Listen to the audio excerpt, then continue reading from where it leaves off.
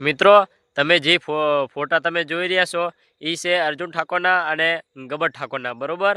હવે જ્યારે બંધારણ ઘડવામાં આવ્યું ત્યારે એમાં ચોખ્ખું એવું લખેલ હતું કે વરઘોડો અને મામેરો અને ડીજે સામા ગામ લઈ જવું નહીં, આવું ચોખ્ખું જ્ઞાનીબેન ઠાકોરે કીધું હતું, બરોબર. અને સામા ગામ તો નહીં લઈ જવાનું, પણ ગામની અંદર એવું તો બધું કરી શકાય ને મિત્રો. અત્યારે હાલ ગબર ઠાકોરનો એટલો વિરોધ ચાલી રહ્યો છે ને કે વાત જ જવા દો.